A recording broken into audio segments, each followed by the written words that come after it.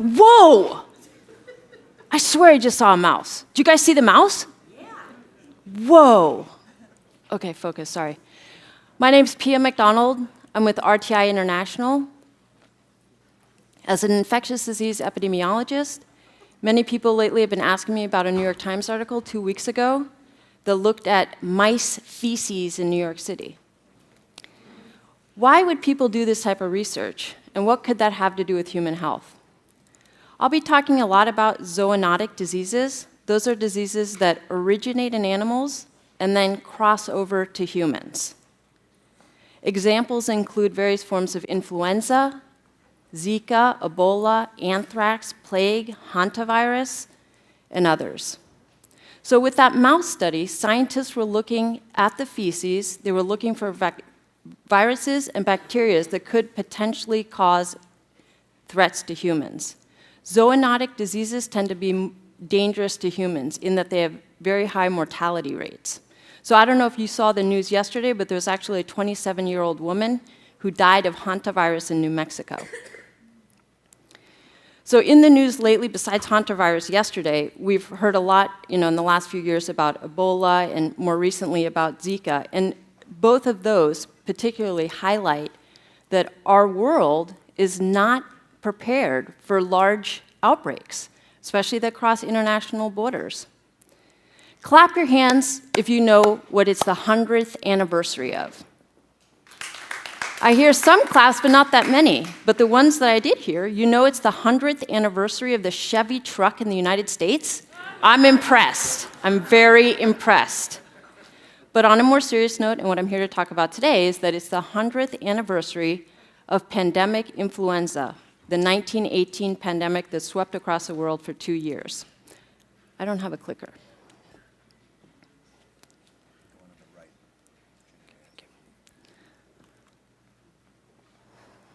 1/5 of the world's population got sick with influenza during the 1918 pandemic. Woodrow Wilson, Franklin D. Roosevelt, Walt Disney, kings, queens, prime ministers, soldiers, the young, the old, the sick, and the healthy got sick. 50 to 100 million people died. At that time, that was upwards of 4% of the world's population. Some communities fared much worse. Much larger percentage of their populations died. Imagine what it was like 100 years ago. Businesses were boarded up. 50% of the population could not report to work. Streets were empty. Schools were empty. In this photo, you see an auditorium in Oakland, California that was turned into a hospital ward temporarily. Imagine if this happened today. It's clear our world is not prepared. So seasonal influenza happens every year. And each year, it comes in a different form, and we reconstitute and recombine a vaccine to try to prevent it.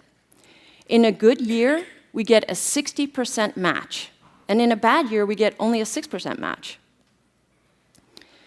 Most of us have had influenza, maybe more than once. Similarly, we've taken care of our children, our parents, our friends, when they've been sick for a week or more. Maybe they've even landed in the hospital. Maybe they've gotten pneumonia, landed in the hospital, and actually died. This happened to my RTI colleague's aunt this year, 57 years old. She died of influenza in the United States.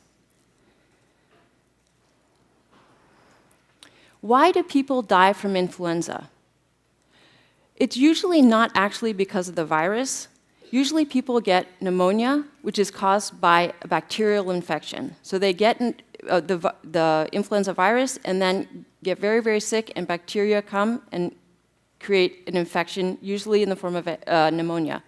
There's 3 bacteria that are the main ones that cause pneumonia after a person's had influenza.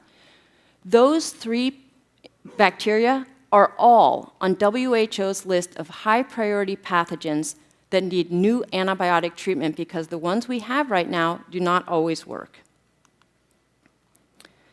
So what does this mean? It means we can get the influenza vaccine, go on to get influenza, then get a secondary bacterial infection, get pneumonia, get the bacterial infection, be treated with antibiotics that would have worked in the past, but which don't work now. Some people say we're in the dark age of antibiotics. So we had penicillin and other antibiotics, and they worked for a really long time, and now they sometimes work and they sometimes don't. No new class of antibiotics have been developed since the 1980s. Of the 18 largest pharmaceutical companies on this globe, only 3 are still in the business of developing new antibiotics. All the others have abandoned the field because there's not enough profit for all of the investment that has to go into research and development. The US government has done a little bit of trying to prompt the private sector to move this field forward, but it's had very little impact. Nonetheless, there is cause for hope. In the vaccine arena, there's a new coalition that includes philanthropic organizations as well as international governments called the Coalition for Epidemic Preparedness Innovations, and they're working specifically on 3 different vaccines for viruses which could cause pandemics. They don't have all the money in the world, though, so they're focusing on 3 different ones right now: MERS, Lassa, and Nipah virus. And there's also hope in that there's a very early stage effort to create a universal influenza vaccine that'll last a person for a lifetime. Nonetheless, we put a man on the moon. We ought to be able to do that. We ought to be able to create a universal influenza vaccine that would last a person for the lifetime. I've talked a lot about influenza, but there are other diseases causing international epidemics and major social disruption. Severe acute respiratory syndrome, or SARS, is another example. It was a new disease, and there was no vaccine. It started in Guangdong, China, and then spread to Hong Kong, a dense city, spread there, and then very quickly went along international travel routes. 8,000 people in the world got sick from SARS. 700 people died. So it wasn't millions of people. Nonetheless, it caused billions of dollars of economic disruption to the world, and some even say $1 trillion. The fact that China did not report their cases of SARS before the disease had time to spread internationally, that's a very big deal. That caused the WHO to revise the international health regulations. The new regulations require that countries report within 24 hours of detecting a disease in their country that could pose a risk to the international community. That was in 2005. In 2016, after the West Africa Ebola outbreak, there was an assessment done that found that only 30% of all countries could actually comply with the international health regulations to prevent, detect, and respond to diseases before they pose a risk to the international community. They either lacked the medical staff, healthcare workers, medicines, clinics, hospitals, surveillance infrastructure, public health workforce capacity, point-of-care diagnostics, many other things. Like SARS, we have seen the rapid spread of diseases move across the world. Let's pause and take a look at this map. The areas in yellow are where there's the highest risk of zoonotic disease emergence. If you look at this, it's sort of, if you take the equator and then expand outward past the equator, is pretty much that band in the world. What's happening in our world? Our population is going to double in the next 40 years. By 2050, 70% of all people will live in urban areas. The number of megacities, like New York City, will explode by 2050, as you can see on this map. With very quick expansion of cities, we see, many of you have seen this, we see slums, crowding, poverty, infrastructure that cannot keep up with the people moving in. So we get poor sanitation oftentimes, and again, very dense living. So going back to New York City, we see what happens when we're commingled with rodents and other animals. Along with this rapid population growth, we're also going to see unbelievable new amounts of travel. So now, there's a lot of travel between the highly affluent countries. So you're seeing Asia, Europe, United States.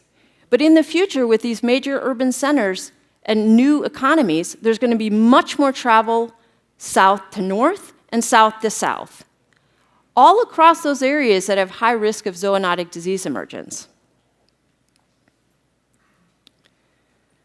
As we have seen with Ebola and Zika, we are not prepared, and we have a big problem now. But imagine how big our problem is going to be in 2050. We do nonetheless have the tools, the political will, the money, and collaborations to do something about it now. Going back to what I said before, 70% of countries cannot comply with the international health regulations.